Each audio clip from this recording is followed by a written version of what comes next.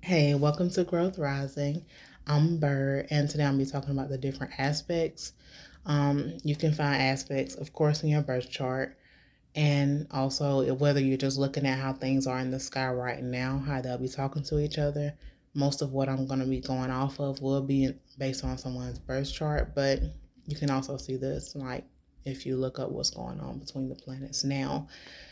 And in like a person's birth chart, you'll be able to see like if they have a lot of one aspect, it will affect how this person may behave. Like if they have like a lot of trines or a lot of squares.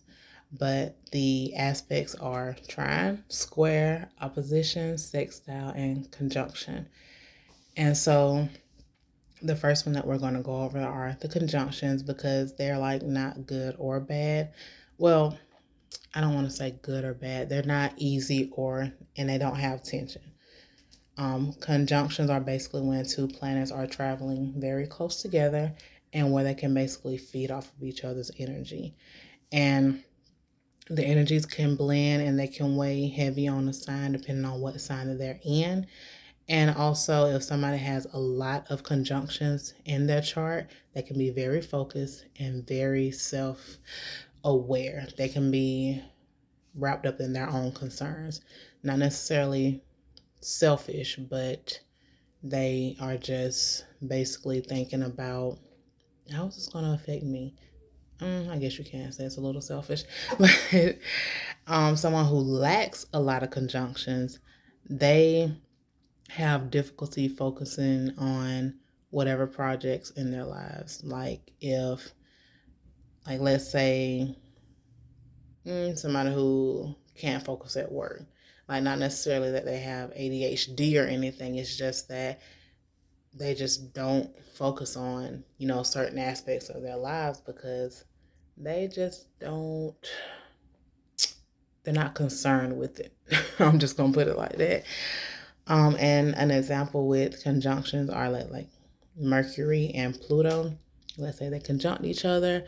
This person could be, someone who likes to talk about or even learn about things to do with the afterlife or, things that are deep that people don't usually talk about. Like they can be somebody who, if you just talk to them, y'all can really quickly get into a deep conversation about whatever because Pluto is about intensity and the afterlife, and Mercury is about, like communication and also learning and technology, things like that. And now we're going to talk about trines. Trines are kind of an easygoing, harmonious aspect. Um, with the trine, though, the two planets will be in the same element, earth, wind, not earth, wind, and fire. I know it's not the group. Earth, air, fire, and water. Sometimes I have to slow down because I will say earth, wind, and fire, but no. The elements are just the four, and they'll be in two of those, and they'll basically be 120 degrees away from each other. That will make them a trine, and they'll be in the same element. Um, a trine can make someone lazy because like things might just work out for these people in certain areas of their lives, but it can make someone lazy in that certain part of their life also because they're so used to things being easy. Well, yeah, it's kind of lazy. But someone who has a lot of trines, they could have a lot of talents, and they can also easily get stuck in whatever they're good at. Like they don't want to put that extra effort forward to actually make something better because they're so used to being comfortable. They don't want to cause that friction.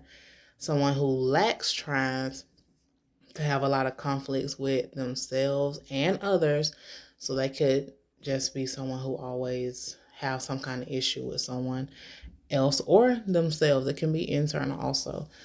Something that could help them with this is to find something that, like a hobby or something that can give them satisfaction, like that, just some kind of satisfaction that doesn't harm anyone. Just some kind of satisfaction that will help them to basically relieve all of that conflict.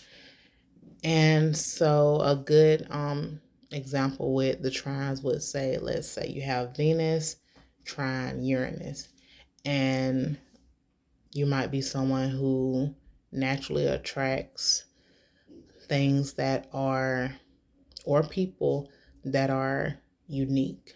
You know, you might like the rebel type, and let's say you're the good girl who likes the bad boy, and you don't have an issue with finding someone who wants to be with you who's that bad boy or that geek or nerd or whatever, just something that's different. Someone who might think differently than others, or someone who thinks off the wall. You might just not have an issue with relationships because Venus is big on relationships, and you might want to be with somebody who is different than a lot of people, who's like that rebel. I mean, it won't be too different for you because you're always going into the same circle, but you might be someone who can handle that pretty easily. So you probably wouldn't even care, like, even if this person doesn't treat you well. Well, I'm not going to say like well as in they beating you or hurting you in any kind of way. It's just that you're probably just like, I'm not going to try to go outside of my comfort zone because this is so easy to me and I want to stay here. So that's one of the things with a trine. Next are oppositions. Well, oppositions, these will be polar opposites like Cancer and Capricorn. The planets will be 180 degrees apart. And oppositions do create tension. They do have tension, and they basically bring extremes like a Cancer and a Capricorn. You could also have balance, or sometimes you could be a little off. You might need help getting back and get off again. And so you're just kind of doing like the little seesaw motion. Somebody who has a lot of oppositions can basically contradict themselves a lot, not on purpose. That's just a part of who they are. One minute they might feel like, hey, I want to, walk on the grass barefoot. I want to go earthing. And then the next minute they can think, yeah, I really do not want to walk around, without shoes on because of whatever reasons. And these people might need to also focus if they do lack oppositions, because they want to, you want to be able to know basically what you want. You don't want to just always be back and forth, even though that's pretty much the easiest thing for them to do. And if they lack the oppositions, they don't need to depend on others, but they might need to broaden their perspective because they could be very narrow-minded because they don't have that, how oppositions will basically be, one minute you see things from Cancer, and then the next minute you can see things from Capricorn. But if you don't have like those polar opposites that help you to see both sides or something, it can cause you to become very narrow-minded. And an example with this is like Mars and Neptune. Let's say your Mars opposite your Neptune. And so one minute you might be like, I just want to sit back, relax. I don't want to do anything. I just want to daydream. I want to get lost in my own world. And then the next minute you're like, you know what? I need to do this. I need to make sure I'm doing this. Do not upset me because yada, yada, yada. Because Mars is about drive and action.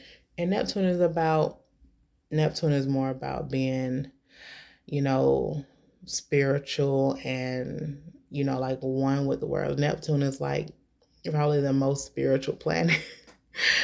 But except Neptune is like, let's daydream. Let's get lost in whatever makes us feel good. Like Neptune can be more like, oh, okay, I think I want to do this, and this is all I want to do for the next month. And then Mars is like, you know what? I really need to get my stuff together and put forth some action because Mars is about action. Neptune is not. Next, we're going to be talking about the squares. Squares is when two planets are 90 degrees apart or 3 signs apart. They'll be in the same modality, which is fixed, cardinal, and mutable. It can create tension or power struggles. People with, a lot of squares in their chart might need to have moments of self-reflections. If you have three squares, like three squares all together, it will be a T square. Or if it's, I'm sorry, three planets that square, each other, then that'll be a T square. Four planets will be a grand cross. And people do have these, and they're not necessarily fun, but they do build character. Squares do.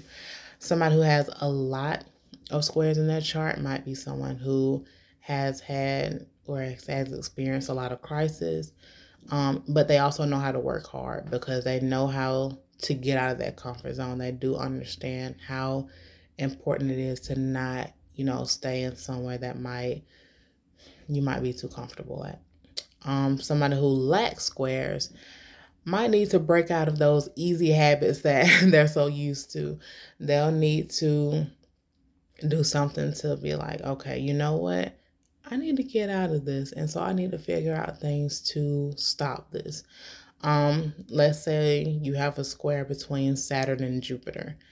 Saturn is about restrictions, Jupiter is about expansion. So these two right here can conflict a lot in your life. With the two squaring each other, it's like they're basically fighting. Like Jupiter is saying, no, we need to expand, and Saturn is saying, no, we need to restrict this. And so that can show up in a person's life, because one minute they might be thinking, you know what, I really do need to expand this, but Saturn is constantly telling them no. I mean, you can learn how to work together with the two so that you can know how much to expand with restrictions, so that you will know how to handle these certain things. And then with it being a square, you probably have already figured this out, possibly the hard way to, basically get from point A to point B. Like, let's say you have a business, Jupiter is saying, you know what, we need to branch off and broaden because it's going so well, but Saturn is like, no, and you don't broaden, and it ends up hurting you in the long run. And then you find out the hard way that you do need to expand, but you need to be very cautious of how you are expanding. Next, we're going to talk about sextiles, and sextiles are basically two planets that are in either yin or yang, and the yins are earth and water, the yang are fire and air. So it'll either be in like Aries and Cancer, which are, Aries and Aquarius, which are fire and air, which I still feel like Aquarius is all of a water sign, but that's just so Aquarius to even be called, let me stay focused. I'm sorry. Okay, but sextiles are good, but they're not strong. It's kind of like an easy flow, but something that's kind of like in the background. It's not as strong as a trine. If you have three or more sextiles, well, if you have three or more planets that are sextile in each other, it's called a grand sextile. Excuse me. Yeah, and so somebody who has a lot of sextile in their chart will basically be very self-expressive, and they can be very creative. They can be like an artist. Somebody who lacks sextiles could be very uncomfortable, with being creative. They may feel as if they don't have an artistic bone in their body, or they might feel uncomfortable in areas where there's a lot of intellectual conversations going on, because they might feel like they're out of place and they don't belong there, just because they're not comfortable with that part of themselves that wants to create and just be let loose. They won't be as comfortable with exploring that part. So somebody who might lack sextiles, they might get to that point of being comfortable with just one or two people. literally, because they don't want everybody to see them because they're not comfortable with it. An example with the sextile could be between Venus and the moon. And let's say like somebody who is very creative, they like to create beautiful things that um, help others. Like, I don't know, it could be even like certain types of jewelry that might make people feel good, which is very Venus and the moon because the moon is all about nurturing. Venus is all about, beauty and material things. So that's about the sextiles. But yeah, do keep in mind that there are some people who might have one aspect more than all the others, but there are some people who just have about equal of all of the aspects. Like there's not one that stands out basically. And also, you can also look at how it is going, in the sky right now, or even based on your own natal chart. Like if you have your natal chart plus what's going on right now, you can see what planets might conjunct, square, your natal planet, so they can properly let you know of a little bit more that's going on in your life. And also do keep in mind that it also shows how certain people may act. But yeah, thank you for joining me, and I hope that you have a nice day. Bye.